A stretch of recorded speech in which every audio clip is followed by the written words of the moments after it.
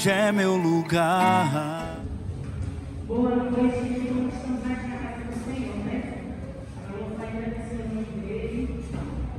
E vamos continuar os louvores.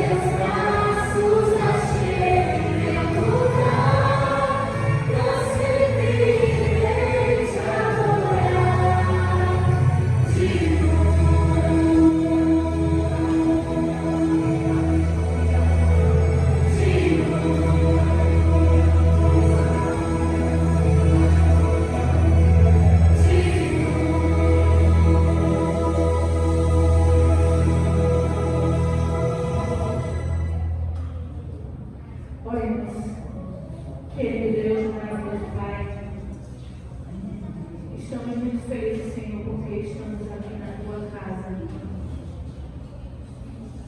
para aprender um pouco mais da tua palavra e para te adorar, Senhor, em espírito e em verdade. Queremos te pedir, Senhor, que seja de maneira especial com todas as famílias que vieram aqui, em especial, Senhor, os visitantes. Que a cada momento que nós estejamos aqui, Senhor, o Senhor esteja sondando o nosso coração. E se tiver algo, Senhor, no nosso coração que impeça da tua palavra entrar, nós te damos, Senhor, permissão para que seja limpo, para que nós possamos esvaziar o nosso eu, do que a gente pensa que a gente sabe, e que nós possamos, Senhor, dar lugar à tua palavra e à transformação que ela quer trazer na nossa vida. Que nós possamos a cada dia transbordar o teu amor, Senhor. Nos usa para toda boa obra e tudo para que nós possamos fazer aqui na nossa vida, seja para louvar e agradecer o teu santo nome. Esses são os favores, Senhor, e nós te agradecemos no doce nome de Jesus. Amém. Boa noite. É bom rever meus irmãos, estamos felizes, agradecendo pelo convite e estamos aqui para louvar o Senhor, que realmente esse louvor seja transformado para a sua vida. Amém?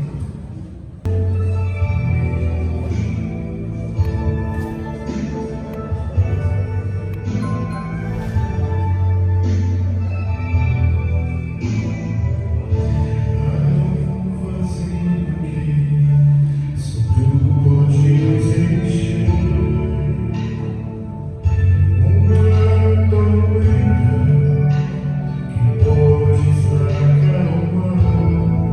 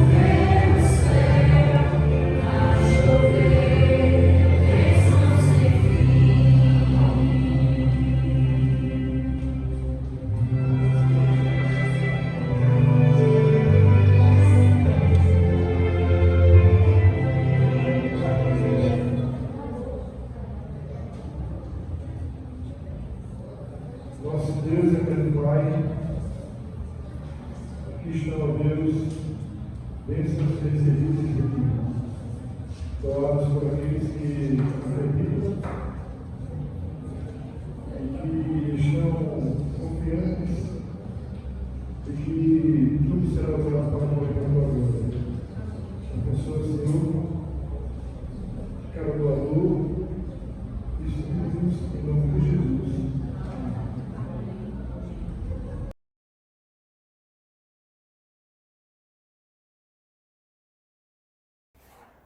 Quem está feliz diz amém. Amém.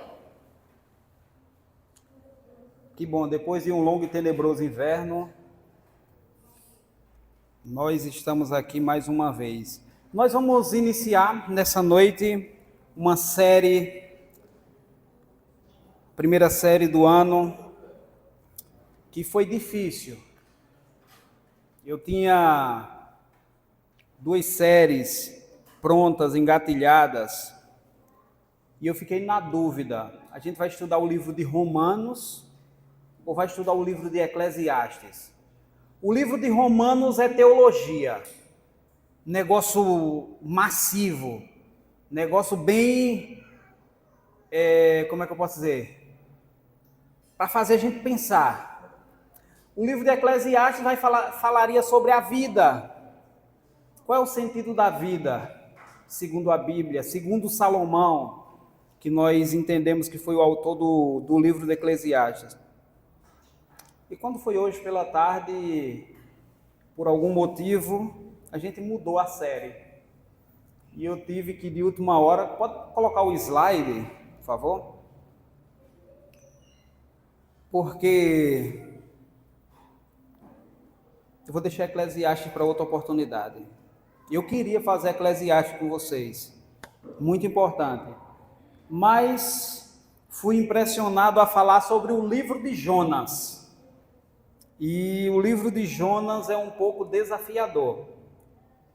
O livro de Jonas é importante para o conhecimento dos assuntos que são abordados ali, mas é desafiador. E nós vamos estudar o livro de Jonas. O título da série é O Peixe e o Verme. E vocês já devem estar fazendo aí a conexão. Baixa mais um pouco. A conexão do peixe e o verme. E nós vamos lá mesmo no início, lá no canto superior. Não, lá, clica. Apresentação de slides, canto superior esquerdo do começo, lá e do outro, isso. Pronto. E o livro é desafiador. E eu queria convidá-los a ler esse livro durante a semana, porque tem muita coisa. O livro é pequeno, 4 capítulos. Provavelmente são 4 ou 5 episódios. Mas tem muita coisa aqui que você já leu esse livro e você nunca prestou atenção, mas que serve de lição para cada um de nós.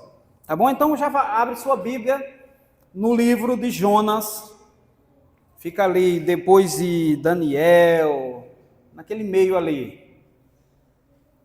Livro de Jonas. Nós vamos fazer, queridos, um estudo, como sempre eu faço, expositivo do texto.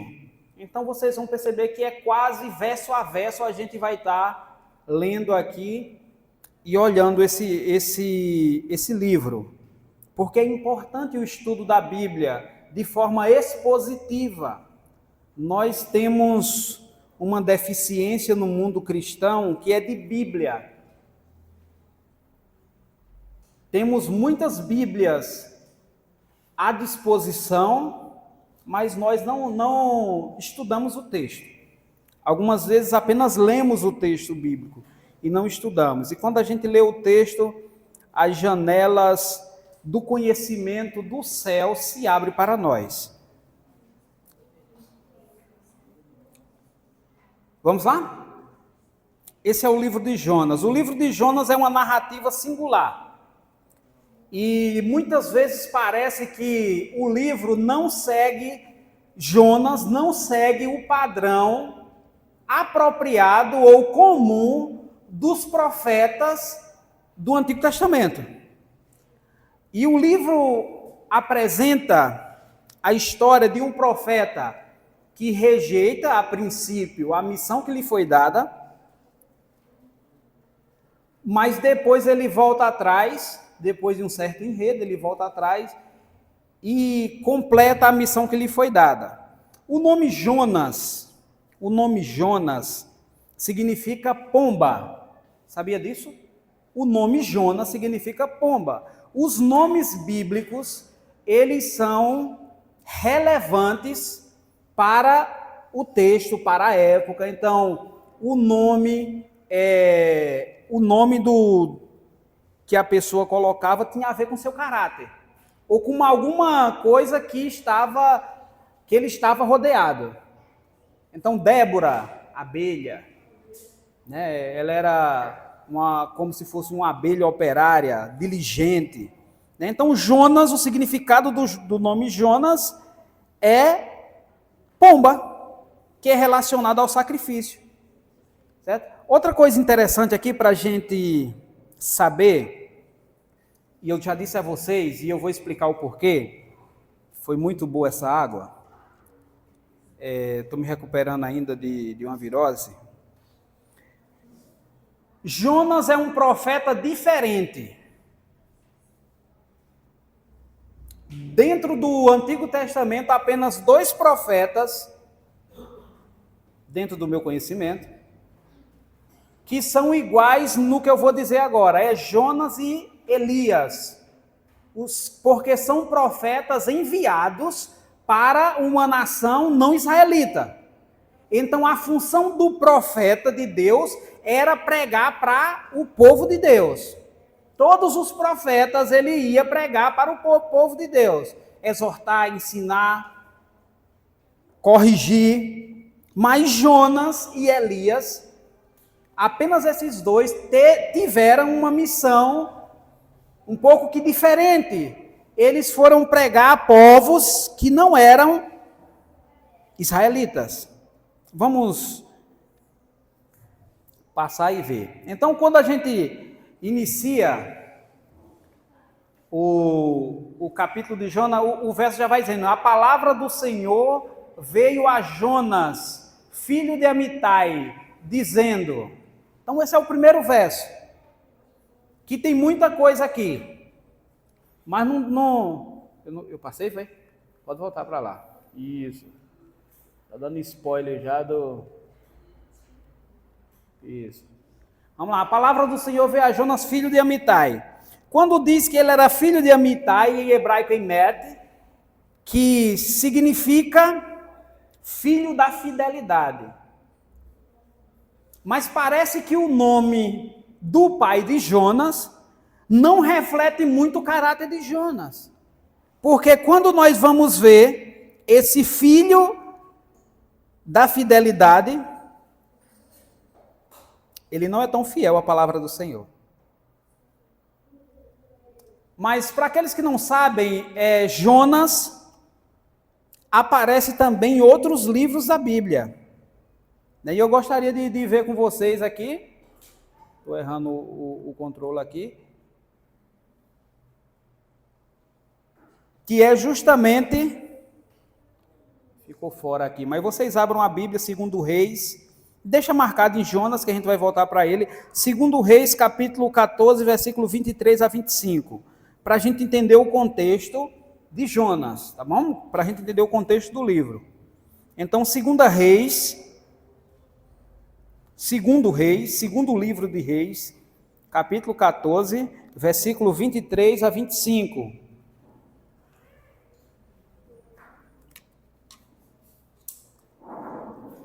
Diz assim: no 15º ano do reinado de Amazias, filho de Joás, rei de Judá, Jeroboão, filho de Jeoás, rei de Israel, começou a reinar em Samaria e reinou 41 anos.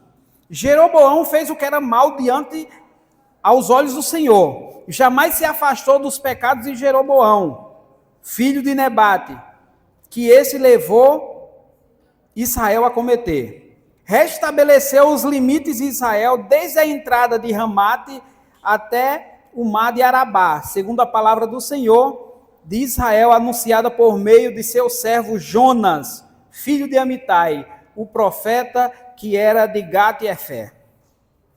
Então, a primeira vez que aparece Jonas na Bíblia é no livro de Reis, no reinado de Jeroboão II.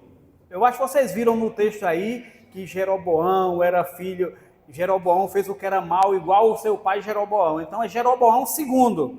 Então no reinado, Jonas aparece profetizando no reinado desse rei de Israel aqui, que era mal, Jeroboão II. E a Bíblia diz que ele fez o que era mal perante o Senhor. Só que interessante é que essa profecia aqui, as profecias de Jonas para Israel eram profecias de vitória militar e avanço territorial. Então veja, Israel está imerso na idolatria, na desobediência a Deus, e tem um profeta chamado Jonas, filho de Amitai, que está profetizando coisas boas, avanço territorial e vitória militar. Para aqueles que, e eu vou contextualizar aqui, essa questão aqui, dos reinos de Israel. Depois de Salomão, Roboão, o reino de Israel foi dividido em duas partes. Ficou a parte norte, 10 tribos ficaram na parte norte, e aquelas tribos ficou chamado das tribos de Israel. E ficou 2 tribos do lado sul, Judá e Benjamim, e a capital ali ficou Judá. Todas as tribos do norte, as 10 tribos do norte, se desviaram do Senhor. E todos os reis que entraram faziam o que era mal perante o Senhor. Inclusive esse aqui, Jeroboão, pai, e Jeroboão, filho. Jeroboão primeiro e Jeroboão segundo. No livro de Deuteronômio, antes do povo entrar na terra e reinar, Deuteronômio capítulo 21 até o 29, tem as conhecidas bênçãos e maldições, que era um tratado suzerano vassalo que vigorava naquela época, era o seguinte, e Deus fez isso com Israel. Deus disse, quando vocês entrarem na terra, se vocês me obedecerem, se vocês guardarem os meus estatutos, eu vou dar vitória a vocês. Eu serei com vocês, vocês vão ganhar sempre. Mas se vocês desobedecerem, se vocês seguirem adiante de outro Deus, e ele estipulava várias maldições. E a última maldição, consequência de toda essa desobediência, era o cativeiro. O cativeiro. E Israel foi a pelo menos 2 cativeiros grandes. Então, não sei se vocês perceberam, mas Jeroboão II estava fazendo tudo de errado. Mas o profeta Jonas, que vivia na mesma época, profetizava coisas boas. Deus ainda estava abençoando aquele reinado. Aquele reinado. A misericórdia de Deus estava ainda naquele lugar. E o livro de Jonas é sobre a misericórdia de Deus. Vamos para o próximo verso. Pode deixar. Jonas, versículo 2 agora do capítulo 1. A gente vai ler todo o capítulo 1 hoje. Versículo 2 diz assim: Deus olha para Jonas, veio a palavra do Senhor a Jonas, filho de Amitai, dizendo: levante-se e vá à grande cidade de Nínive, pregue contra ela, porque a sua maldade subiu até a minha presença. Algumas coisas interessantes aqui nesse verso. Primeiro, aqui tem 3 verbos aqui que a gente precisa prestar atenção. O verbo levantar, preste atenção nesses 3 verbos. O verbo levantar, em hebraico kum. O verbo vai, ler, e o verbo cará, que é o fale. Então, levante-se, vá e fale, ou pregue, ou clame, são sinônimos. Que é um chamado clássico dos profetas. Se lembra de Elias? Elias está ali, e Deus olha para Elias e disse: levante-se, vá e fale. Em relação ao rei, como era o nome do rei? Acabe. Acais é outro rei que teve outros problemas no reinado, né? Então, Elias e Jonas, eles formam esses únicos 2 profetas do Antigo Testamento que são enviados para nações não israelitas. Deus estava querendo salvar nações não israelitas e separa esses 2 aqui em tempos diferentes. Nínive, vamos falar sobre Nínive. Nínive, a cidade de Nínive, é uma cidade que fica no território da Assíria. E se você sabe bem, a Assíria foi um dos principais inimigos do povo de Deus. Um dos principais inimigos, Egito, Assíria. E eu descobri esses dias, lendo o livro de Amós, que Deus transformou a Assíria e o Egito. Os 2 principais inimigos de Israel. Deus disse: eu vou transformar vocês, eu vou salvar vocês. Depois, qualquer dia, a gente estuda sobre essa questão, mas Nínive ficava na Assíria, era uma cidade milenar. Nínive aparece a primeira vez lá no livro de Gênesis. Um dos descendentes de Cã, filho de Noé, funda essa cidade aqui, chamada Nínive. Então, Nínive existe há muito tempo. Aparece em Gênesis. Mas a Bíblia, esse versículo também diz uma coisa aqui, não sei se vocês prestaram atenção quando vocês leram. A maldade dessa cidade subiu até a presença de Deus. Você já viu esse termo em algum lugar da Bíblia? A maldade subiu. Já viu? Em que lugar você viu? Sodoma e Gomorra. A maldade subiu até Deus e Deus vai lá e destrói. Com os antediluvianos, a maldade sobe até Deus, Deus vai lá e destrói. Então, o que você já percebe aqui no início do livro, que a mensagem que Jonas tem que levar a essa cidade é uma mensagem de juízo. Deus está julgando aquela cidade.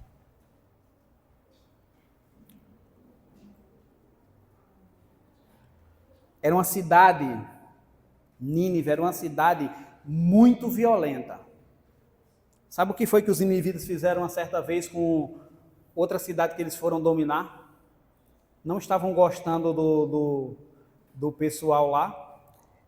Só para lembrar que eles dominavam na época, eles entraram na cidade, tiraram a pele, arrancaram só a pele de todos os homens e penduraram no muro. Você vê o nível de maldade daquela cidade. Então, vamos para algumas questões históricas, para a gente entender mais sobre isso. Para a gente entender a relação de Israel com Nínive, que é importante isso. Nínive é da Assíria. Então, no ano 840 a.C., Israel começa a ter problema com Nínive. Nessa época reinava Jeú. Jeú reinava nessa época. E tiveram um problema e Jeú teve que pagar impostos para Nínive, para a Síria, para o reino da Assíria. Depois o problema piora no ano 740 e finalmente o rei Senaqueribe, que reinava na região da Assíria nessa época, no ano 722, ele destrói Israel. A Síria invade Israel e destrói Israel ao comando do rei Senaqueribe. E onde estava Jonas nesse lugar? Bem, Jeroboão II, como eu havia falado, ele reina entre 780 e 740 a.C., justamente nesse período, e é nesse momento, a parte histórica é meio chata, mas é importante. E é nesse momento que Deus chama Jonas para ser enviado para Nínive. Vocês estão prestando atenção à dificuldade que Jonas teria de aceitar? Por que Jonas não quis aceitar o chamado? Jonas ia ser profeta, anunciar destruição para uma cidade, para um povo que tinha destruído Israel, para um povo mais forte que Israel, e para um povo extremamente violento. Você gostaria de evangelizar lá na Cracolândia? Não, Cracolândia é fácil. Para a gente entrar na favela da Rocinha. Imagina, no Rio de Janeiro, uma daquelas favelas, ou em uma das 900 favelas que tem em São Paulo. Jonas teve medo, porque o que Deus estava pedindo para ele fazer era perigoso. E Jonas temeu pela sua própria vida. E em toda a Bíblia, Jonas é um dos únicos profetas, talvez o único, que se recusa a ir para onde o Senhor pede. E aqui fica uma lição. Jonas queria profetizar em Israel. Profetizar em Israel é fácil. Ser crente na igreja é bom. É todo mundo sorrindo, né? Quando tem almoço é todo mundo alegre.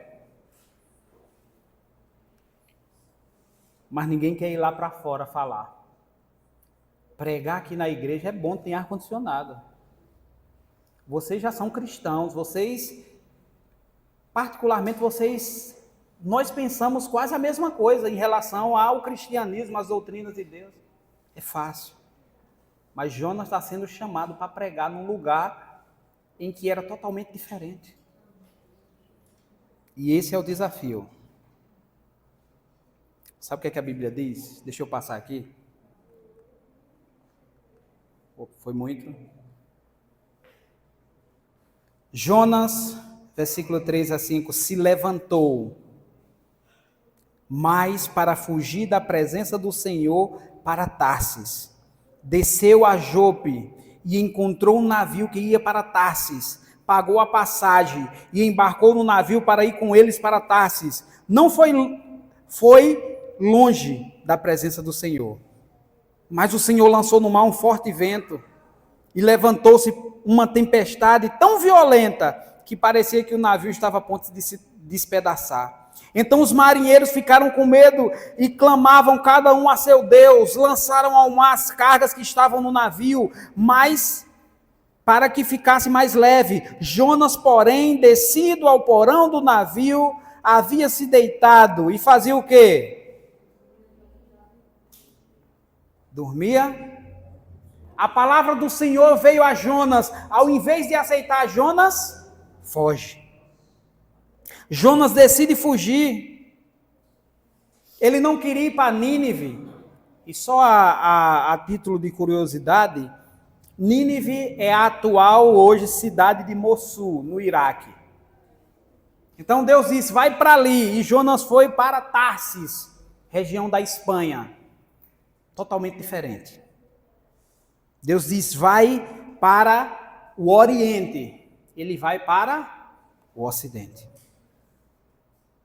E vocês prestaram atenção como é o esquema da fuga de Jonas?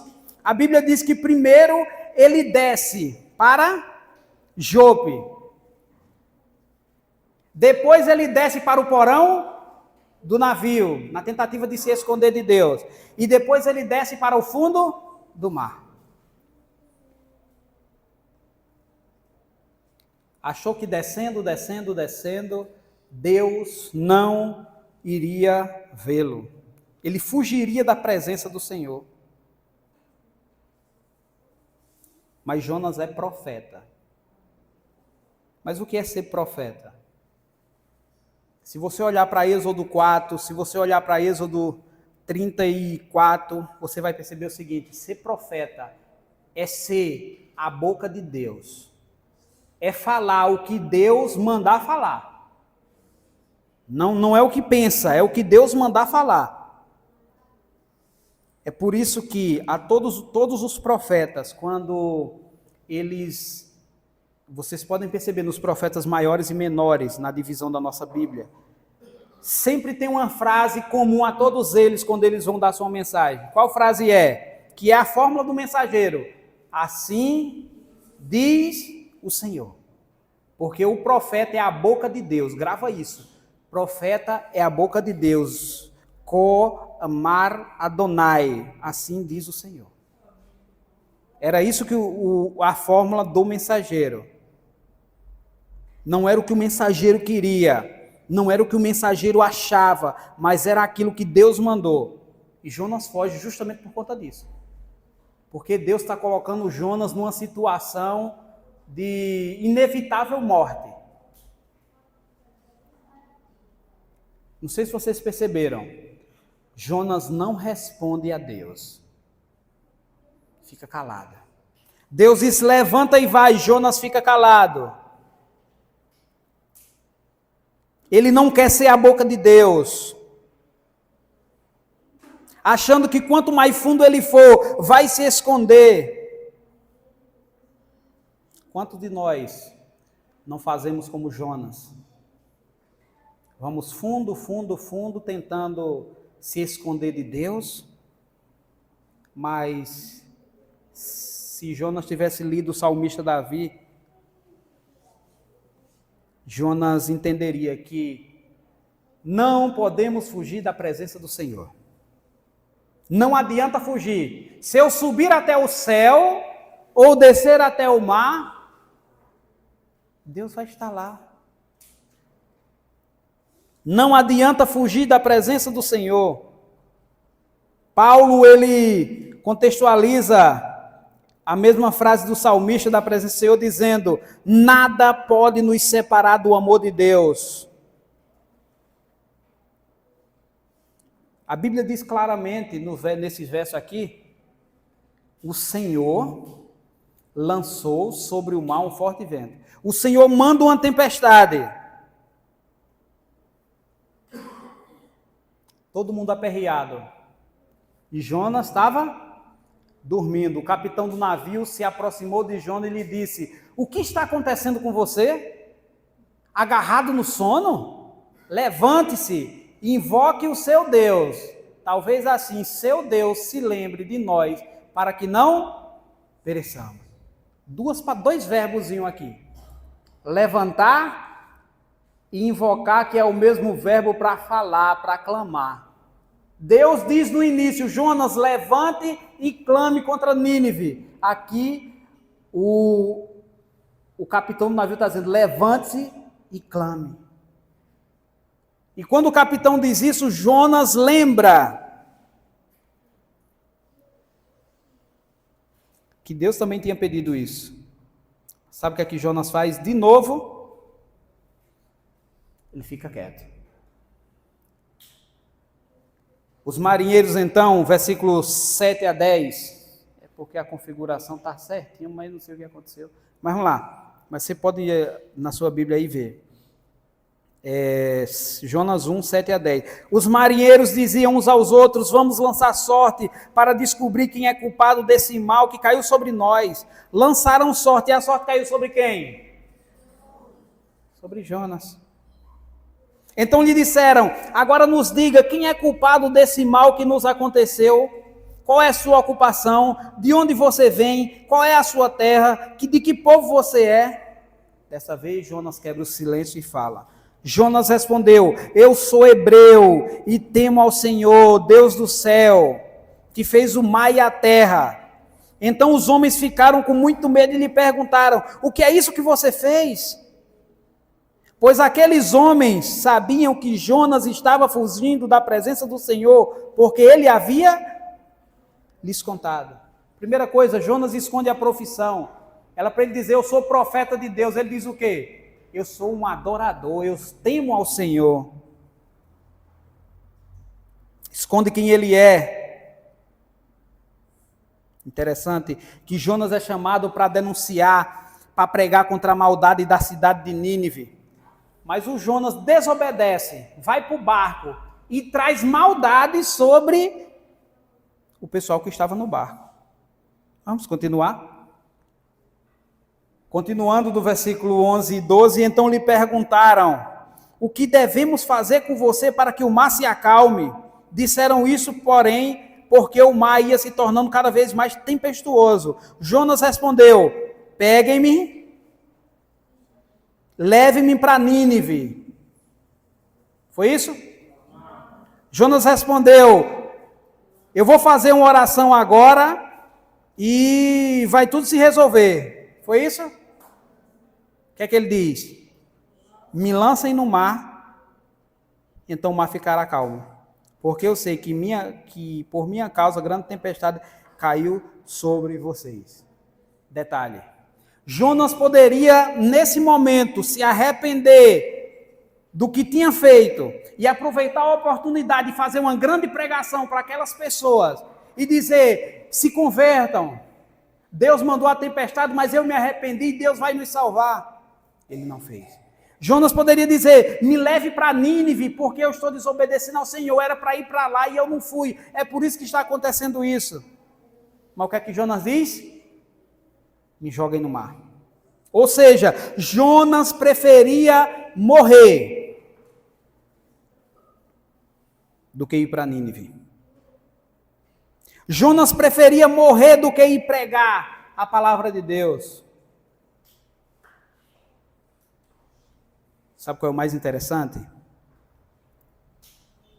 Veja o que é mais interessante. Próximo verso. Então, clamaram ao Senhor. Quem?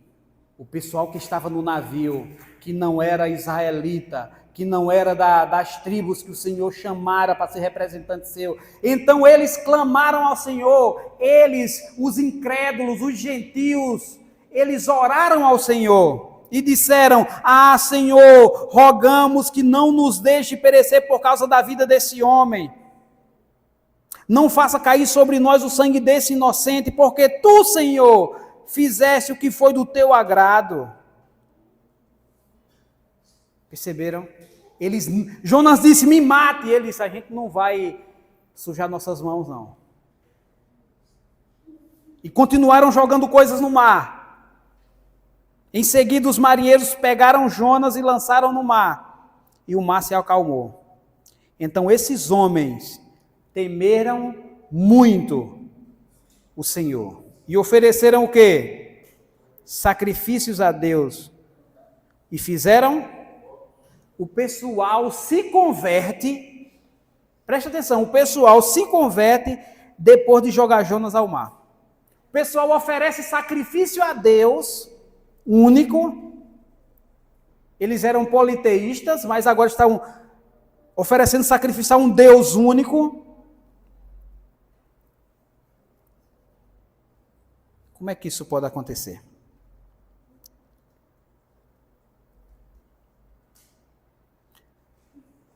Se você observou, se você leu, que é muito difícil no ano bíblico as pessoas lerem esse trecho, Deuteronômio capítulo 29, que fala sobre as alianças e tal, as consequências da desobediência e da obediência. No capítulo 29, você vai perceber que Deus vai dizer mais ou menos assim para Israel, se vocês obedecerem, eu vou abençoar vocês. As nações vão olhar e vão dizer, Deus abençoa o Deus dessa nação abençoa essa nação. Mas também no capítulo 29 de Deuteronômio está dizendo lá, se vocês não me obedecerem, eu vou mandar vocês para o cativeiro, e as outras nações vão olhar para vocês e vão dizer, foi o Deus deles que fizeram isso. Então Deus está dizendo lá em Deuteronômio que, se você for, eles vão conhecer sobre Deus, e se você não for, eles também vão conhecer sobre Deus.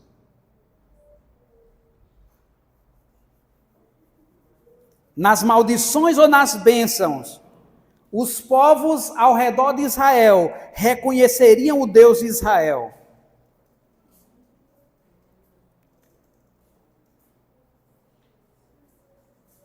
E aqui me traz uma grande lição, a vida de Jonas, que a gente precisa entender.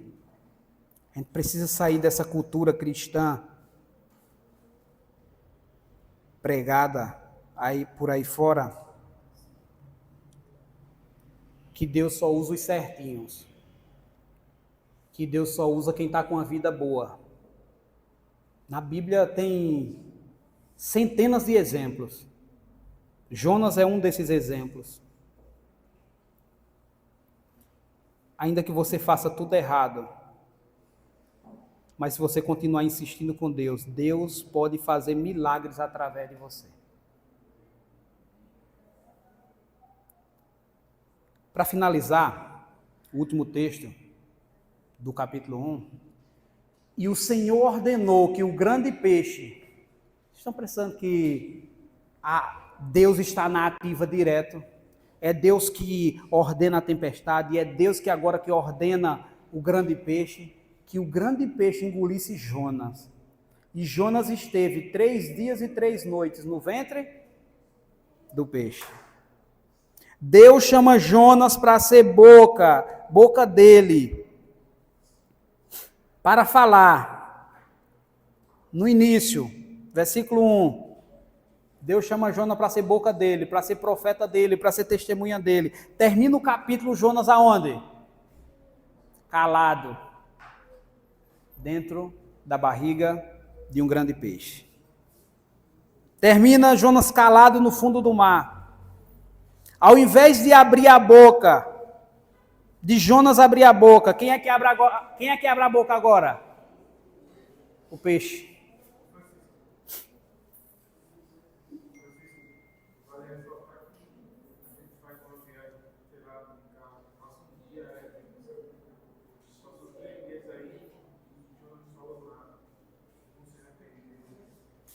Caladinho. Deus chama para ser boca, ele fica. E o texto de Jonas serve para nós. Quantas vezes Deus nos chama para falar e a gente está caladinho? Quantas oportunidades Deus nos dá para testemunhar do amor dele e a gente calado? E agora vem um grande peixe e faz o quê? Engoliu Jonas. As palavras na Bíblia têm muita importância, tá certo? As palavras não foram colocadas ali à toa. Todas as vezes que aparece a palavra engolir, não é coisa boa. Não é coisa boa. Você lembra de que quando fala engolir? Tem uma revolta lá em Israel, Corá, Datã e Abirão se revolta contra a autoridade de Moisés. O que é que Deus faz? A terra se abre e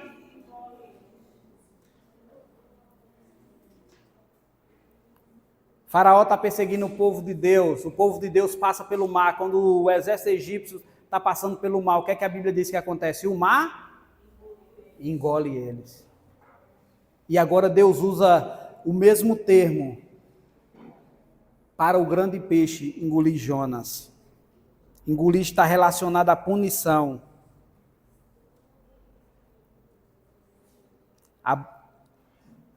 A boca de Deus, que deveria ser Jonas, não estava se comportando como boca de Deus. Então vem o peixe e engole. Queridos, existe um chamado profético para nós. O próprio livro do Apocalipse fala de 2 testemunhas. Jesus, antes de subir ao céu, diz assim: vão, preguem o evangelho, testemunhem, Atos 1:8, sejam minha testemunha em Jerusalém, em Samaria, toda a Judeia até os confins da terra. Somos chamados para falar do amor, da graça e dos juízos de Deus. Nós somos chamados para ser boca de Deus para uma nação ímpia, como nós estamos vivendo no Brasil, e as coisas vão piorar cada vez mais.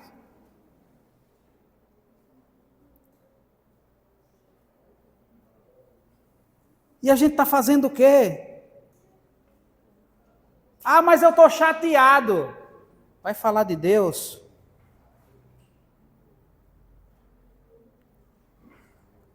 Ah, mas eu estou magoado com a igreja. Vai falar de Deus, vai testemunhar sobre Deus. Estão tentando me excluir da comunhão. Vai ser boca de Deus. Estão rotulando você. Não te aceitam na mesa. Vai falar de Deus. Tenho pecados para vencer. Vai ser testemunha de Deus e Ele vai tirando teus pecados. Porque a nossa santificação é um processo que a cada dia o Espírito Santo vai tirando coisinhas e coisinhas da nossa vida. Ninguém está 100%, nem deveríamos esperar isso só na glorificação. Aceite o chamado para ser boca de Deus. Fale do amor, do juízo de Deus para a humanidade. Esse é o nosso chamado profético. Temei a Deus e dai-lhe glória, pois é chegada a hora do seu juízo. É o nosso chamado profético, é a mensagem angélica que nós temos que pregar. É pregar caiu a grande Babilônia. É pregar que que as pessoas precisam ser seladas com o selo de Deus. E o que é que a gente está fazendo? A gente está se reunindo toda quarta, sábado e domingo, mas no sábado.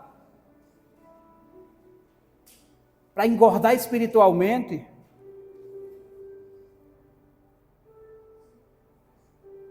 Não estamos mais preocupados em ser profetas em Israel. Nós queremos ser boca de Deus dentro de Israel somente. Mas o chamado de Deus é para fora. Ei, tem gente aqui nessa cidade, iguais os ninivitas daquela época. E eles precisam ser alcançados, Deus precisa salvá-los. E a gente está com medinho de morrer, porque a gente está tão apegado a essa vida aqui que a gente está com medinho de morrer.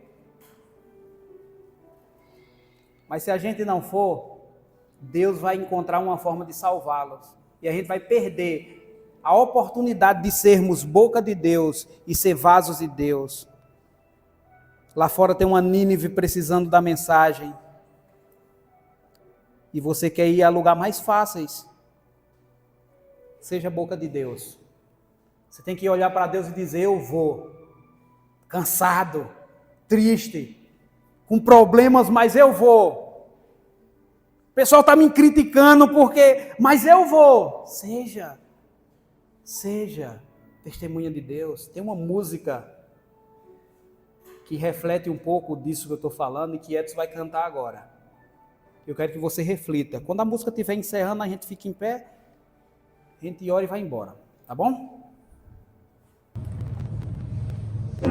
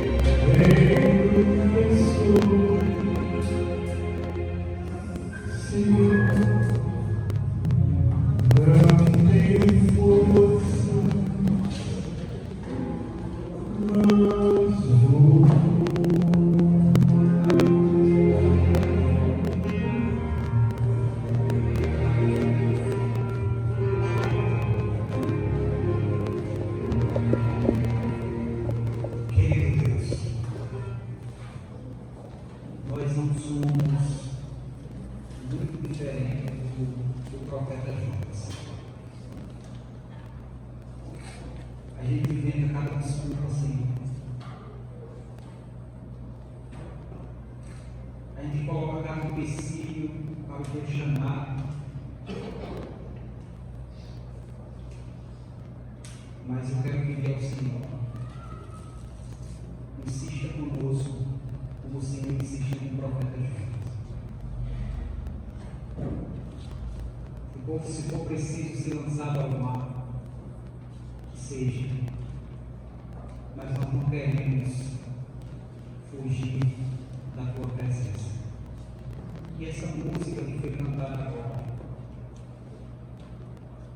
não temos força muitas vezes, há umas coisas que atrapalham, mas que nós digamos, como foi cantado, eu vou. Cada pessoa aqui aceita o chamado, e o teu chamado para ser boca do Senhor é individual e diferente para cada um. Que cada um aceite o seu chamado e seja testemunha do Senhor, onde quer que eles possam ir, em nome de Jesus.